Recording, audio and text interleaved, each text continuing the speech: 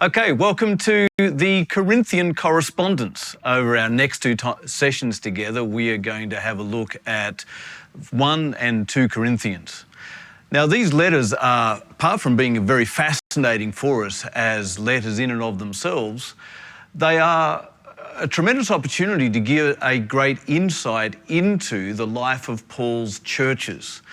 There is so much information, there's so many details in these two letters that they allow us to reconstruct to a very large degree what life must have been like as a member of Paul's church. What we get are insights into the people, we get insights into Paul as a leader, we get insights into how he went about addressing particular issues that arose in church life. In fact, we get an idea of the kind of issues that first century Christians who are converted from a Greco-Roman pagan background are actually confronting. It is also, interestingly enough, the two letters which enable us to construct the largest and richest picture of the background social and cultural world, and for us to explore the interactions between that surrounding world and life in the church. So it is, these two letters give us a tremendous opportunity to see what first century church life is like, situated there in Corinth, in the Peloponnese of Greece. How these two classes are going to work is, in the first one, we're going to spend most of our time in building or exploring this sort of historical and cultural background. And then in the second class, we're going to have a look at how that insight can be used to understand what's going on in the letters themselves. We're going to take a few samplings of some of the key passages and key issues that Paul is confronting in the life of his church. So firstly, let's do a little bit of historical background for Corinth. Corinth is a Greek city-state. It had a long history that existed for many centuries until the city was completely destroyed in 146 BCE by the Romans in their efforts to absorb Greece into the growing Roman Empire. It then laid in a destroyed state for 100 or so years until it was re-established at the order of Julius Caesar, the Roman ruler. It was resettled as a Roman colony. And by that, what that means is that it was resettled after the pattern of Rome itself. It was administered like Rome was administered. It was settled with freed slaves from around the Roman Empire. The people who lived there were considered citizens of Rome itself. It was also the provincial capital for the region of Achaia, so the proconsul sent from the Roman Senate had his gubernatorial seat there, and that was where he ruled on behalf of the Romans. When you come to understanding Corinth, in a sense, this is one of those places where geography is everything. As you can see on the map on your screen, you can see where Corinth is located right there at the top of what is known as the Peloponnese in Achaia. It is on this little strip of land known as the Corinthian Isthmus. It is a few kilometres wide, and that turns out to be critical. Because as you can see, this places Corinth so that it's strategically located as a trade centre. Trade coming from the west or coming from the east, typically coming by sailing ship, could either sail south around the Peloponnese, which was a long and dangerous voyage, or they could come into the east of Corinth, unload their ships, cart the goods overland, and then put them on another ship to the west of Corinth and carry on their journey. As a result, Corinth became a centre for trade in the first century. Consequently, this newfound city exploded with both population drawn from all over the empire, but also exploded economically. And those two factors make Corinth a rather interesting city in first century terms. Normally in Roman civilization, like most ancient societies, social strata are very fixed, and it's not normal for people to be able to move from one strata to the next. In Corinth, though, everything is thrown up in the air. There's so much new money around, there are so many fortunes being made, it is now possible for people to move from lower to higher and upper social strata. And that throws the very traditional way that Roman society is normally constructed on its head and produces all sorts of social issues in Corinth itself, and as we'll come to see within the life of the church. One of the things that fell by the wayside is the fairly standard forms of moral boundaries that people would live by. In fact, there was a phrase known as to behave like a Corinthian, which is basically a euphemism for behaving immorally. So this is the kind of city which Paul ends up planting one of his churches in. We read about Paul's planting of his church in Acts chapter 18. He spends about 18 months in Corinth, according to Acts 18, and plants a church there. After he spends his time there, he moves on to Ephesus, where he spends a couple of years.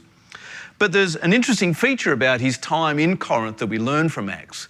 As a result of a social disturbance, Paul is dragged before the Roman governor, a gentleman by the name of Lucius Annaeus Gallio. And what we know from Roman historical records is that Gallio was stationed in Corinth in 51 CE, which is one of the few very fixed markers that allows us to create a timeline for Paul's life and ministry. Paul stayed in Corinth for about 18 months and moved on. And so what we then find in 1 and 2 Corinthians is his correspondence with this church after he has moved on to other locations. Let's now explore the makeup of the church in Corinth. We can find lots of information about the people in the church and the way that the church organised itself through both 1 and 2 Corinthians themselves, but also the last chapter of Paul's letter to the Romans, which he wrote from Corinth. Here's what we can piece together. It seems like there's roughly about 70 people in the church by the time that Paul is writing his letters.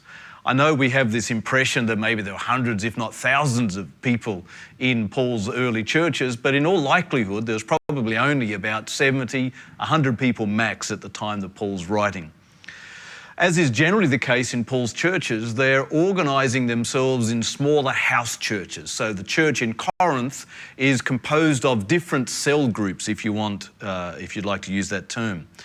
The church has got several wealthy patrons in the church, which means that they own houses which are large enough to host and hold these smaller house church gatherings. We see evidence of this in a couple of places. For example, 1 Corinthians 16 verse 15 says, "You know that the household of Stephanas were the first converts in Achaia, and they have devoted themselves to the service of the Lord's people." We can conclude from that that Stephanas is probably a wealthy house owner, and his house was made available to host church gatherings. Periodically, it also seemed that the church would gather together as a whole in the house of one particular wealthy member of the church, a man by the name of Gaius. And we here have a reference to him in Romans 16:23, where he says, Paul talks about Gaius, whose hospitality I and the whole church here enjoy, send you greetings. Again, that implies that Gaius is a fairly significant and wealthy leader in the life of the Corinthian church. Due to the amount of information we have about the composition of the church in Corinth, this has made the Corinthian church and the Corinthian letters a focus of special attention for a form of New Testament study known as social scientific study. This is the form of study where people whose specialisation is sociology or anthropology or others of the social sciences bring insights that come from those disciplines to the study of these early congregations. Two names that you need to know about in this regard are the authors Wayne Meeks, whose work, The First Urban Christians, was a real groundbreaking work in the social scientific study of early Christianity.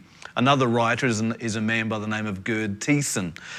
These guys and others who came after them focused on looking at the social markers we find in Paul's letters to work out things like the social and economic status of members of the church, and also based on what they can conclude conclude about individuals' statuses within the church, what kind of influence they may have had in the congregation, and also what kind of social influences may have been exerted upon them. So this gives us some really rich information to be able to reconstruct a picture of what life in the early Corinthian church was like. So here is a little bit of an idea of the kind of things that from these studies that we've been able to piece together. Firstly, it would seem like the congregation may have been composed of several wealthy individuals who, as we've already mentioned, had houses, had wealth, had influence within Corinthian society. Then there would have been a layer of artisans and tradespeople, people of modest means, and then the bulk of the congregation would have been made up of people who were living in poverty of one degree or another, and also slaves. So what we have then in the Corinthian church is a church made up of many social layers, but social layers that reflected broader Corinthian society. It is also a multi-ethnic church made up of a small selection of Jews, but also mostly Gentiles. And so the picture that we have of the church in Corinth now is actually a long way from some of the first social pictures of the Corinthian church that were formed in the 19th century, where scholars influenced by early Marxist economics believed that Christianity was purely a movement of the socially disenfranchised, namely the poorest of the poor. What we find instead is that the church in Corinth is made up of a broad cross-section of society, from the wealthy through the moderate, those of moderate means, through to the poor and slaves. And it's this group of people who are learning how to live together as a Christian community. Now, what we'd like to do is see if we can reconstruct the history of Paul's relationship with the Corinthian church. Again, there is a ton of information in 1 and 2 Corinthians and at the end of Romans, which allows us to reconstruct sort of a timeline of the various events and interactions between Paul and his church. Because what we find in the letters especially is that there's information to do with correspondence that has gone back and forth between Paul and the Corinthians, people who have travelled between Paul and the church, people that Paul has sent, visitors that Paul has received, issues that have been raised, and also we get insights into the things that have been on their minds and what the state of the relationship is between Paul and the church at various points along that timeline. I think it's fair to say that of all of Paul's churches, his relationship with the Corinthians is the most troubled relationship. And so here's what we can piece together by doing a close reading of some of the information that we can find in these two letters. As we've already mentioned, Paul first plants the church over an 18-month period that he spends in Corinth in between sort of 50 to 52 CE. He then moves on to Ephesus on what we know as his second missionary journey, where he spends 2 years ministering and preaching there. While he's in Ephesus, he writes a letter to the Corinthians to, I assume, encourage them or clarify a few issues that he thinks that they might be having issues with. This is mentioned or is alluded to in 1 Corinthians chapter 5 verse 9 when Paul says, "I wrote to you in my letter." And so that is one of the clues that we have got. Whilst Paul is in Ephesus, it seems that he then receives a couple of delegations or a couple of groups of visitors who come over to Ephesus from Corinth. Again, we gather that because of allusions or comments that Paul makes in 1 Corinthians. For example, in 1 Corinthians chapter 7 verse 1, he says, "Now for the matters you wrote about," which implies that he's received a letter from the Corinthian church asking him his opinion on a range of matters. And then later on in the letter, in earlier in the letter, 1 Corinthians chapter 1 verse 11, he says, "Now some from Chloe's household have informed me," which implies that a group of visitors have come from Chloe's household in Corinth and are presenting to Paul an account of things that are going on in the church there. It would seem then that Paul then composes 1 Corinthians whilst he's there in Ephesus to address the issues that have been brought to his attention both by this letter and this delegation that have come from Chloe's house. What we can conclude is that when that letter is carried back to the church in Corinth, it is very poorly received. It's so poorly received, it seems, that it triggers a revolt in the church against Paul's leadership by the church at large, but especially amongst the influential members of the church who seem to be exerting influence over the rest of the congregation. And in the midst of all of this, it seems that that group in particular becomes enamored with another preacher by the name of Apollos. And they are attracted to Apollos and his preaching style, and lose interest in Paul as a preacher and also as their leader. Paul then goes on, we learn later on that Paul sends Timothy to Corinth to start trying to patch relationships up with the Corinthian church. It says in 1 Corinthians 16 verse 10, Paul says, "When Timothy comes, see to it that he's got nothing to fear while he is with you." That would suggest that Paul is going to send Timothy to act as his emissary to try and patch things up, but also he realizes he's about to send Timothy into what might be a rather challenging environment, and he's hoping the Corinthians are going to be polite and pleasant to him. We then learn about a second visit that Paul makes to the Corinthian church. It's known in the literature as Paul's painful visit. It gets that name because in 2 Corinthians chapter 2 verse 1, he says, "So I made up my mind that I would not make another painful visit to you." So he's alluding to an earlier visit that was obviously one he remembers as being particularly painful.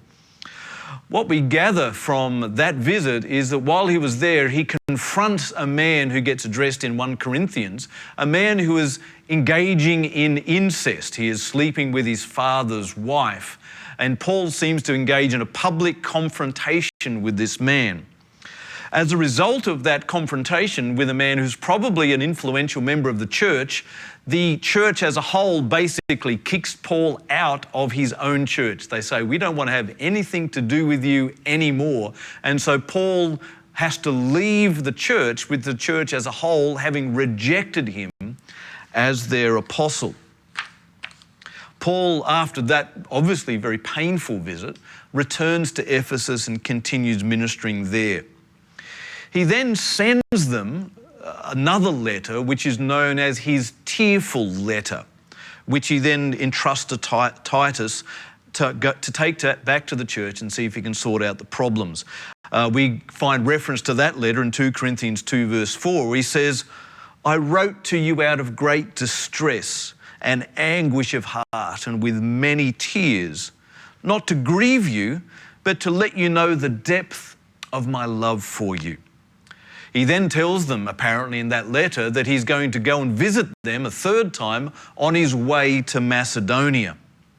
He gives the letter to Titus, who takes it to the church in Corinth. Whilst Titus is in Corinth, though, Paul decides instead of going to Corinth on his way to Macedonia, he is going to go there directly through Troas. And we get allusions to that in 2 Corinthians chapter 2 verses 12 to 13, where he talks about his change of plans. And his change of plans, he says, is motivated by a desire not to visit them so as to cause them pain again. So Paul is then up in Macedonia visiting his churches in Philippi and Thessalonica and Berea probably, and gathering together a collection he's taking up for the poor saints in Jerusalem. And while he's there in Macedonia, it tells us in 2 Corinthians, that Titus returns to Paul. And Titus gives Paul a very encouraging report. Basically says to Paul, "Look, your last letter seems to have solved many of the issues.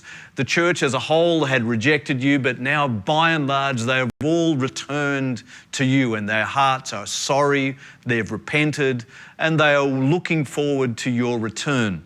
However, Titus brings with him another set of disturbing news, namely that there seems to be a segment within the church who have become particularly enamored with a group that Paul refers to as the super apostles. These would appear to be very eloquent Jewish itinerant preachers who engaged in the art of Greek rhetoric, who have won a following within a segment of the church in Corinth, who are challenging Paul's leadership, who are operating in very boastful manner within the congregation in Corinth. And so Paul then sits down and writes 2 Corinthians while he's there in Macedonia and sends it off with Titus again. And in this letter, he's addressing a few things. Firstly, he needs to explain why is it that his travel plans changed. Now, is Paul's integrity compromised because he said he was going to go to them and then he didn't, and he's taken another route. So he needs to deal with that. The second thing he wants to then start addressing is what is the nature of true apostleship? He obviously wants to challenge the claim that these super apostles are making in the life of the church and start preparing an argument which is going to lead to an attack he makes on them later in the letter. He also spends a couple of chapters addressing some of the practicalities of taking up the offering that he wants to take up while he's there. And then in the remaining chapters, Paul goes for broke and challenges these super apostles, or as he goes on to call them, these false apostles, and challenges the way that they are conducting themselves, and that he alone is to be thought of as representing what a true apostle is meant to be like. Titus then takes this letter to Corinth, where it again seems to be well received, and then Paul himself arrives. He takes up a collection for the saints in Jerusalem, and whilst he's there in Corinth, he writes Romans because he intends, after he's gone to Jerusalem, that he's then going to travel to Rome and start engaging in missionary activity in the Western Mediterranean around Spain. So that seems to be the history of Paul's relationship with the church in Corinth. As I've already mentioned, it's a troubled relationship. There is conflict, there's tension, there are different factions and arguments going on in the church. There's lots of strange and at times very immoral practices going on. So like we said earlier on, the way that Paul is addressing these gives us a tremendous insight into the social factors influencing the church and how Paul, as an early apostle, sets about exerting his apostolic leadership and wisdom to help this church come to terms with what it means to be a unified body of Christian believers. Okay, let's now have a look at the social setting of the church in Corinth. We've already mentioned that Paul's relationship with the church was a troubled relationship. I think it's also fair to say that the church itself is a troubled church. One of the main reasons that it's a troubled church is because the church is made up not just of people who are relatively new Christians, but they are people who've come to Christ in a culture which has never heard of Christianity. Christianity is now in its infancy. And therefore, when the church is learning how, or is operating socially, it operates in the way that people who are Greco-Roman in background always operate. In other words, the church behaves like people who are still in many ways pagans. They still yet to learn what it means to be a follower of Jesus and what being his follower means for their attitudes and their behaviour. It's easy to criticize them. We look at the church and we think, how could the church have so many deep problems? But I think we need to remember the vantage point we're looking from. We are looking back at the church in Corinth after 2,000 years of Judeo-Christian history, where the Judeo-Christian ethic has influenced and shaped our morals and our values, indeed the very fabric of our societies.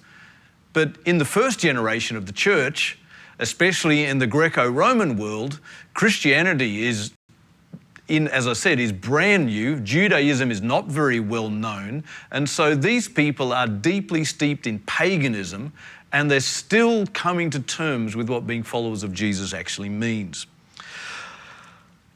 As I've alluded to already, we have lots and lots of information from broader historical studies of the Greco-Roman period, which we can use to get an understanding of what life was like in Corinth itself and how life within the church may have been shaped.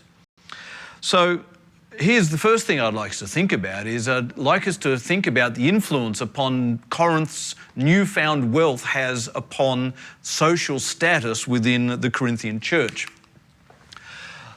Like most ancient societies, the Roman Empire is an advanced agrarian society. And what that means is that society is very stratified.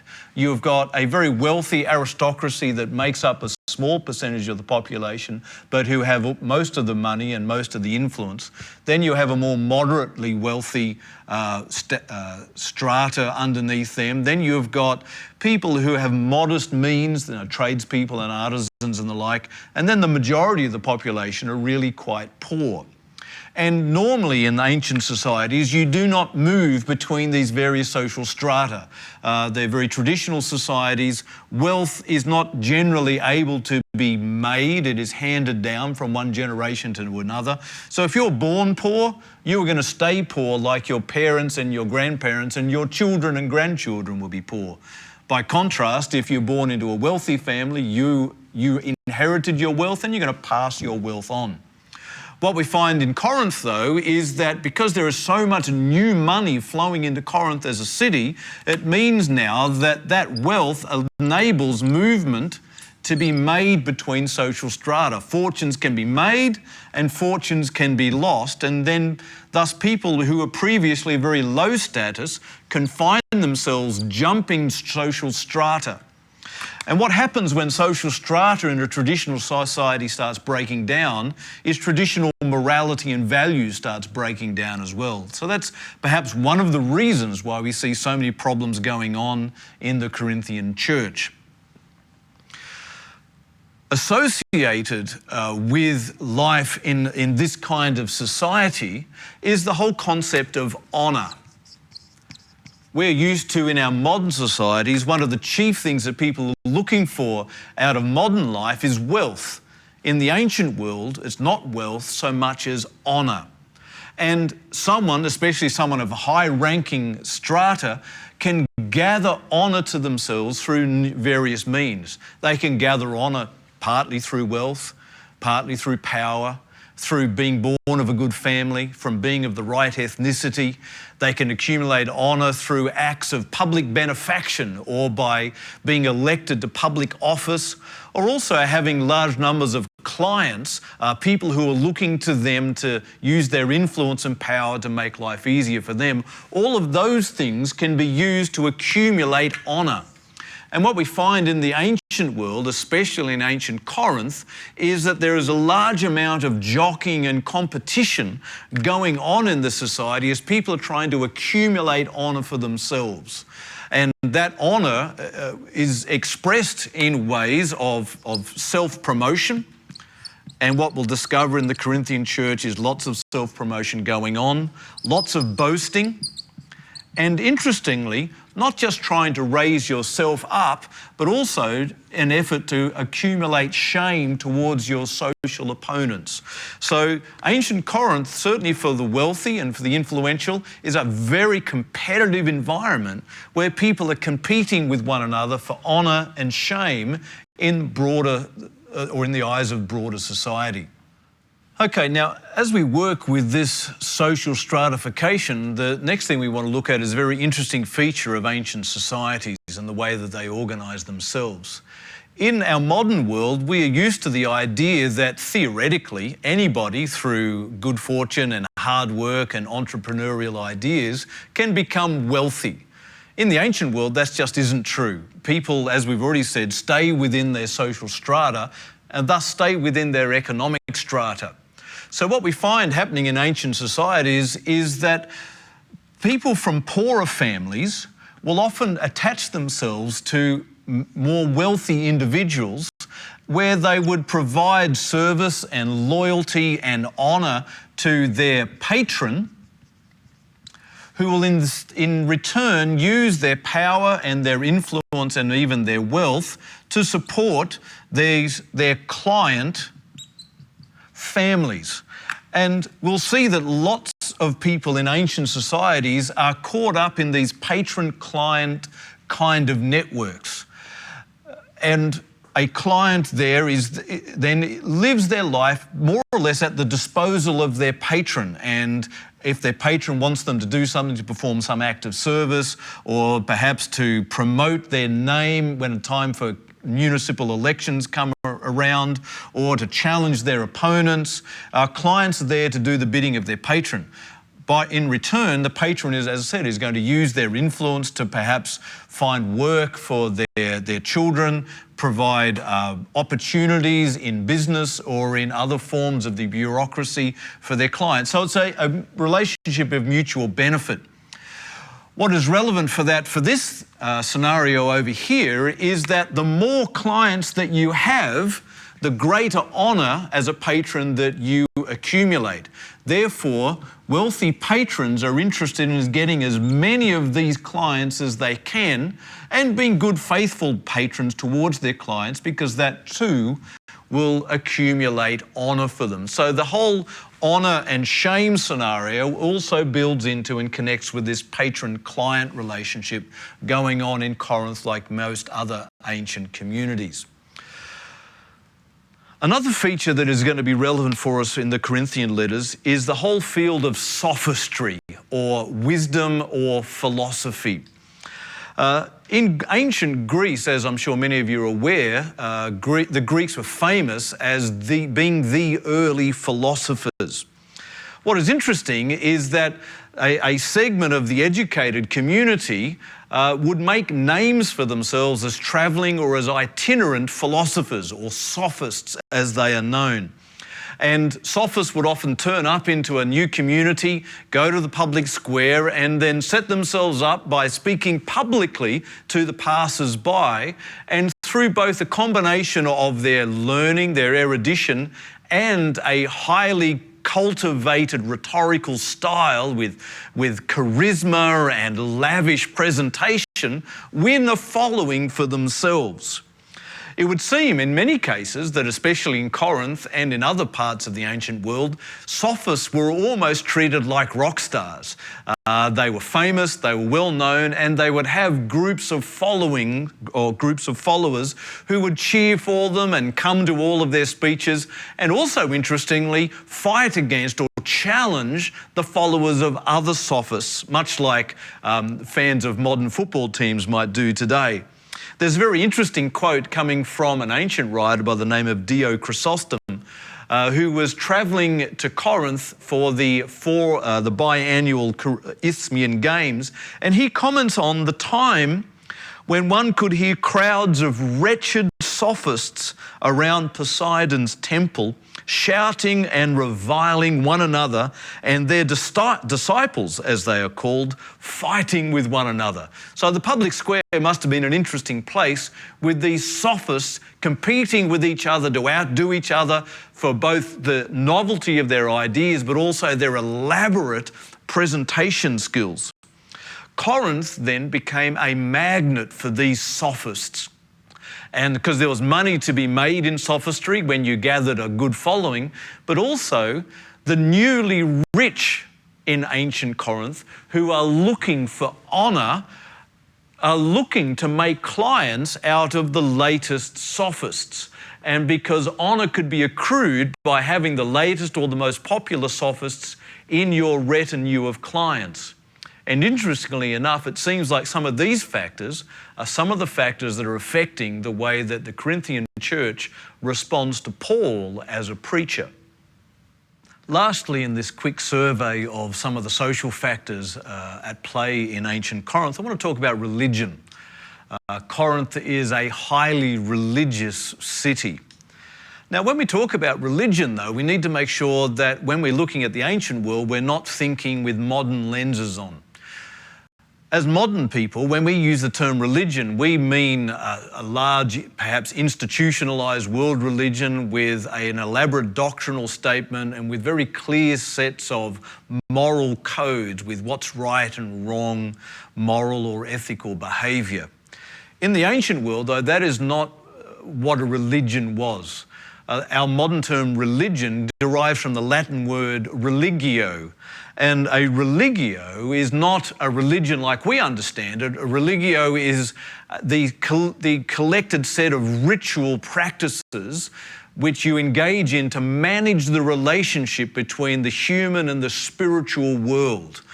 So it's more about ensuring that the spiritual world is on your side or not oriented against you. So through ritual and through sacrifice and those kind of things, you can hopefully influence or manipulate, maybe even control the spiritual world. What we've been able to determine from studies of ancient Corinth is that Corinth was an especially religious city. A 2nd century travel book, for example, points out 26 different places of worship or temples or sacred places in ancient Corinth. And here are a few of them that are worth bearing in mind. Of course, there is the standard set of Greek cults, temples and cults and rituals surrounding different of the Greek deities. Especially prominent in ancient Corinth was the cult associated with the Greek goddess Aphrodite, who was the goddess of fertility. And one of the things that was particularly involved in her worship and honouring was ritual prostitution. Another key Greek god worshipped in Athens was the Greek goddess Athena. Another set of religious ideas or practices in Corinth is associated with what was known as the Egyptian mystery cults. These are cults which moved around the Roman Empire but were originally sourced in Egypt or in Mesopotamia. And they often involve fairly elaborate myths, myths that may have involved gods or goddesses dying and going to the underworld and then being restored to life and those kinds of things.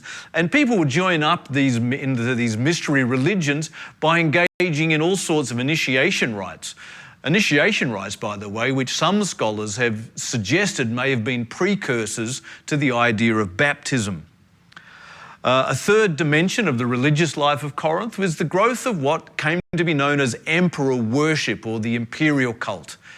As the 1st century wears on, an arising phenomena we encounter is this idea that the Roman emperor may be the delegate or an agent on behalf of the gods, or may indeed be a god himself. And there's this growing tradition of the apotheosis, or the becoming of a god by the Roman emperor. Therefore, if you're a good Roman citizen, one of the ways you show your loyalty to the empire is through increasingly the worship and honour of the Roman emperor himself. There are also multiple temples that have been excavated around ancient Corinth. One of those temples is to the Greek god Apollo, who amongst many things is the messenger of the gods. And so you would go and seek Apollo in his temple to see if you could get a message from the gods that you could apply to your life or to the runnings of your affairs or even the running of a city. And messages from Apollo would be delivered in ecstatic form or in mantic prophecy, which involved going into a trance and delivering curious and unusual messages in some kind of trance-like or ecstatic state. Which may be a source of some of our problems to do with speaking in tongues. There is also another deity which is worshipped in Corinth. This is the deity known as Asclepios. He is the god of healing. And if ever you were sick and you wanted to get well, you would go to the temple of Asclepios. You would engage in a ritual meal with the priest and in other worshippers. Then you'd sleep at night in the temple, and then you would go on your way. And if eventually you were found to have been healed, you would make a plaster cast or mold of that part of your body that had recovered and bring it back to the temple as a form of votive offering. And archaeologists have dug up scores of plaster models of different body parts around the temple to Asclepius. And so perhaps involved in this worship or this honouring of or seeking of the god Asclepius, this feast that is engaged in the temple might also be the kind of feast that is being referred to in the idol feast that Paul refers to in 1 Corinthians, which may have been a source of stumbling or of confusion or of tension within the church in Corinth itself. All right, so now that we've looked at the history of Corinth, we've looked at Paul's planning of the church, we've seen his troubled relationship with the church in Corinth, and then we've also explored some of the key social factors which are at play in Corinth and also exerting their influence on life in the church. So having done all of that background, let's now have a look at how they might specifically be affecting life within the congregation. One of the things which there is ample evidence for, especially in 1 Corinthians, but also in 2 Corinthians, is that members of the church, and especially those of wealth or of more moderate means, are engaging in social climbing and self-promotion, much like they would have before they became Christians and much like the surrounding community is doing as well. The problem is that the people that they are competing against are also members of the church. So as they're trying to accumulate honour and competing for prestige against others, some of those people they're competing against are outside of the church, but some of them appear to also be in the church. And that factor is causing all sorts of strife within the church. Remember, these early Christians in Corinth are still yet to really learn what it means to be a follower of Jesus. And what does it really mean to be a follower of the kind of Messiah who is not a Messiah or Lord like Caesar is Lord of the empire, but instead he's a Lord like the kind of Lord who would offer his life in sacrificial death on a cross. That kind of lordship is really yet to filter into their way of thinking about themselves and what being a follower of this Messiah might mean for their lives and lifestyles. But anyway, if we look through 1 Corinthians especially, we find these kind of problems going on. For a start, in the first 3 chapters, Paul spends a fair amount of time dealing with divisions in the church over allegiance to different preachers. And the kind of problems we see going on here is that members of the church seem to be enamored with style over substance in preaching. That the preachers who have elaborate rhetorical style seem to be winning followings within the church. Consequently, it seems that wealthy people within the church are competing amongst each other to have these travelling or itinerant preachers attached to themselves in a patron-client kind of relationship.